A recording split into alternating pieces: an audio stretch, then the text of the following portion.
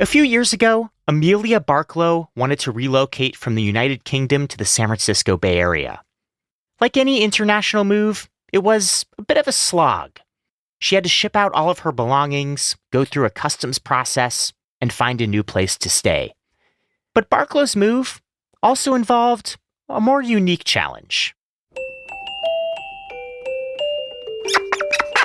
Yeah, she's in a mood. Those are Barklow's pet ducks, Bean and Wobbles. Bean, she looks like a pinto bean. She has little brown and cream spots all over her. Wobbles is because he's very clumsy and very round, and he tends to fall onto his back a lot like a turtle.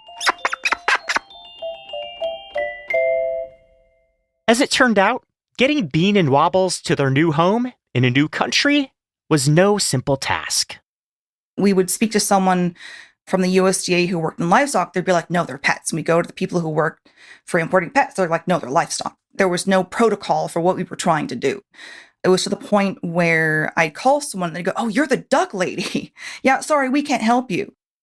So Barklow had to turn to a specialist, a company that has found a lucrative niche in transporting pets all over the world. We had goats, pigeons, sheep. The airports have thousands of weird and wonderful animals go through. Tropical fish, alligators, lions, tigers, flocks of birds, the occasional duck. This one family had an emotional support hedgehog, which is absolutely fine.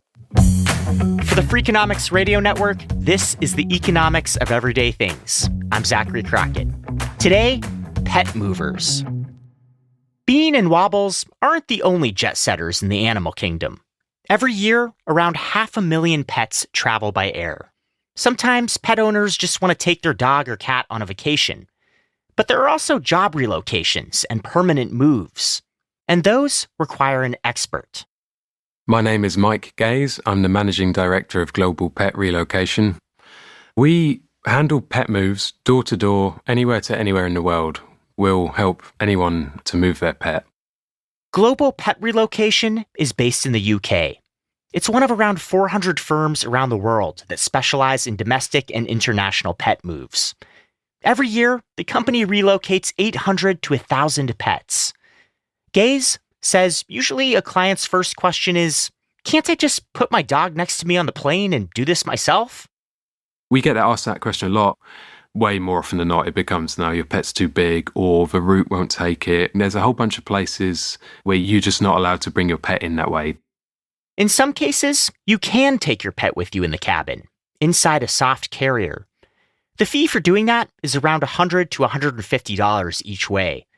But airlines have pretty tight restrictions around the weight and size of the pet and where you're supposed to store it. It does have to be a really small pet. Typically, the airlines will say if it's a cat or a dog that's less than 8 kilos, including the soft travel bag that they have to travel in, so like 18 pounds, something like that. Chihuahuas, Boston Terriers sometimes, really small breeds. Some cats generally fit the profile pretty well. Your pet also has to stay inside the bag, under the seat in front. That's usually the published rules.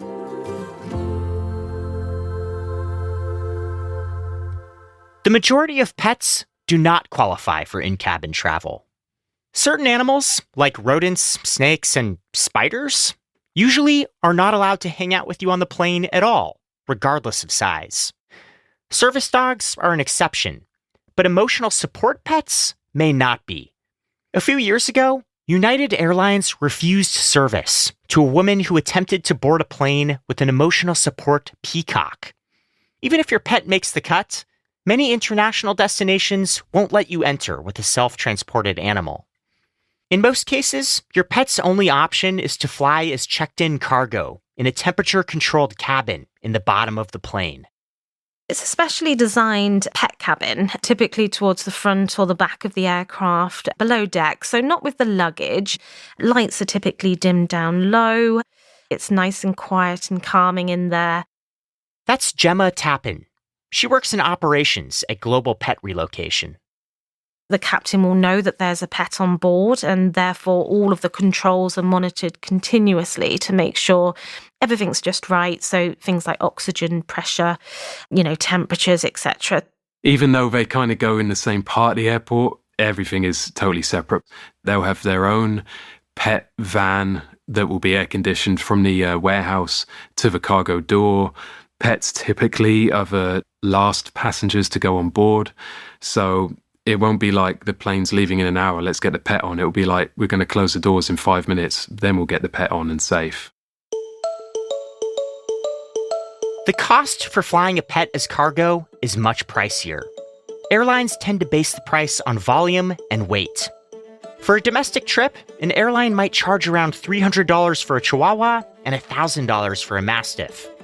International flights can be 2 to 3 times more. Usually, like if you have a Labrador or an average-sized pet, it's a very large box, and the airlines will charge a premium for the fact you're sending a live animal. This can be easily into thousands of dollars just for the air freight alone. Pets in cargo also have to travel in airline-approved sky kennels. You can find small or medium-sized sky kennels at a pet supply store for around $100.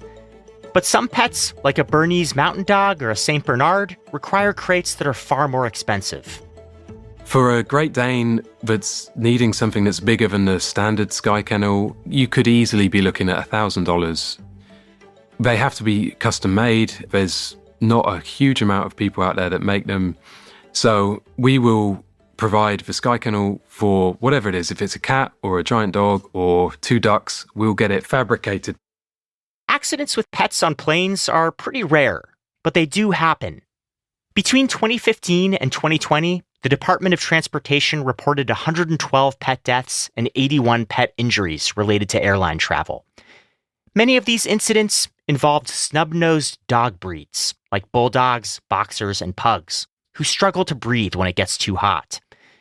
The problem became so prevalent that most airlines now refuse to transport them year-round. Hardly any major airlines around the world take pugs, English bulldogs. Really, the only ones left are Turkish Airlines, Lufthansa, and a couple of others.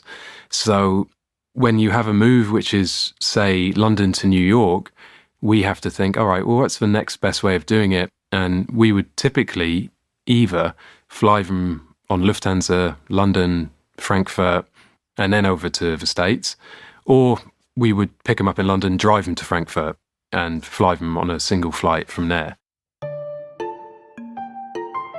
If you're really opposed to flying your pet over on a commercial flight, you do have a few other options. For starters, you can charter a private jet. On Facebook, there's a group called Chartered Air Travel with Pets.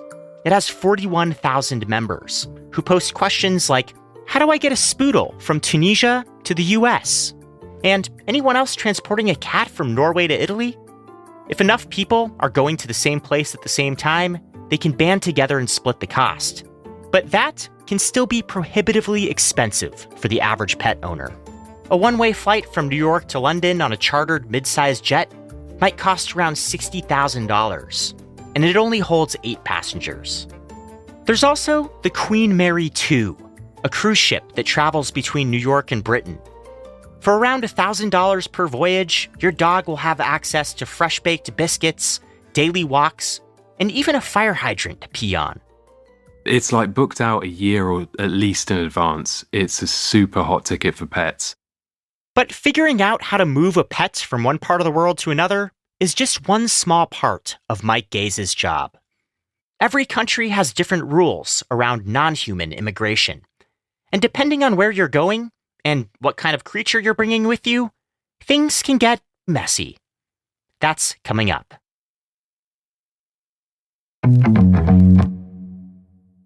In most countries, rules about animals are set by the Agriculture Department. In America, for instance, the USDA plays the dominant role in setting standards. And those standards can vary depending on what kind of animal you're bringing in and where it's coming from. For example, you can't legally bring in a hedgehog from New Zealand or any place with foot and mouth disease. At Global Pet Relocation, navigating all of these laws has become a more central part of Mike Gaze's job. When he first started out in the industry 20 years ago, most moves were between major developed cities. But nowadays, it is really, truly anywhere to anywhere. The globalization of workforces, of companies spreading out all around the world. Every year we have more and more destinations than we had the year before. In recent years, many countries have tightened quarantine and vaccination requirements for incoming pets. And Gaze has had to spend a lot of time studying pet import and export laws all over the world. We have developed a library of checklists for pretty much every country in the world, and it has exactly what's needed for that country, depending on where they're coming from, what vaccinations are required, what format it has to be in, how it all has to be written out. So our teams there check everything, go through it all with a fine-tooth comb. In some cases, those rules are being worked out for the first time.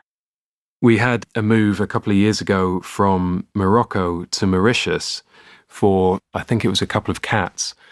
It looked like there had never in history been movement of pets between Morocco and Mauritius. So we sort of had to help facilitate and guide the Moroccan and Mauritian governments to come up with like a trade agreement to send these two pets. That is way above the pay grade of us pet shippers. Other countries' laws are notoriously hardcore. If you want to take your dog to Australia, you'll have to wait up to 4 months for a permit. Once little Buddy is there, he may have to quarantine for 30 days or more. Cats and dogs make up around 97% of the pets that Global Pet Relocation works with. But Gaze has seen it all. Guinea pigs, rabbits, parrots, tortoises. No job is too small to take on. We're currently working on a move of 7 goldfish from the UK to Boston.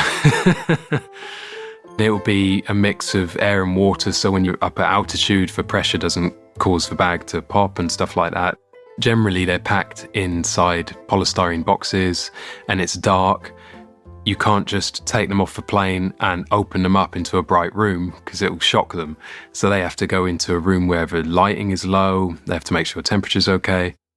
But some jobs are a little too big. We had an owner in New York, in Manhattan, and they had a cat. And this guy wanted us to pick up his cat at like 3 a.m. or something like that. Lived in a nice townhouse in New York, and our driver went to collect the cat, went up the flight of stairs. Hey, how you doing? Gets let in and comes into the guy's living room, lounge area, and inside is a Bengal tiger. The driver's standing there holding a Sky Kennel that would be perfectly good for a cat. But it's like, hang on a minute. Why is he called Killer? We had to politely decline that one.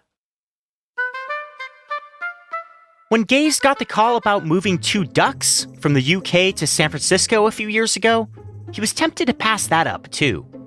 He knew it would be a tough one, since the USDA considers ducks poultry, not pets. Typically, if you're moving ducks or poultry, you are a big commercial outfit and you're moving 10,000 ducks for whatever reason. So there wasn't really the infrastructure or the methodology to move 2 ducks. But he decided to take on the challenge. In the end, getting Bean and Wobbles to the States required months of conversations with the USDA, salmonella tests, and a stopover at a quarantine center in New York. They flew on British Airways over to JFK, and then we had to organise 30 days quarantine for them in and around JFK Airport in a special quarantine centre. They set the ducks up with their own big room. They had a swimming pool, as ducks need. They had a log. They had all the creature comforts a pair of cool ducks could ever ask for. The 30 days go by and they're good to go. So we get them on one more flight from New York to San Francisco, get them off at San Francisco Airport, take them home to 2 very happy duck owners. The bill for that move clocked in at $14,000, around twice the cost of a typical move through a pet relocation company. But for Amelia Barklow, getting Bean and Wobbles back home safely was worth every penny. I was feeling really nervous because I wasn't sure if they'd remember me. But the second they saw me, they both just began quacking crazy. And it was like nothing ever happened. What was the first thing Wobbles said to you? Give me food. For the economics of everyday things, I'm Zachary Crockett. This episode was produced by me and Sarah Lilly and mixed by Jeremy Johnston. We had help from Daniel Moritz Rapson.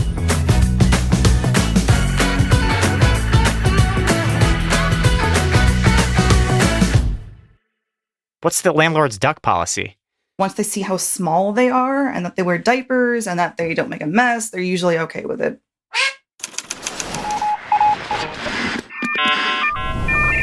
The Freakonomics Radio Network, the hidden side of everything. Stitcher.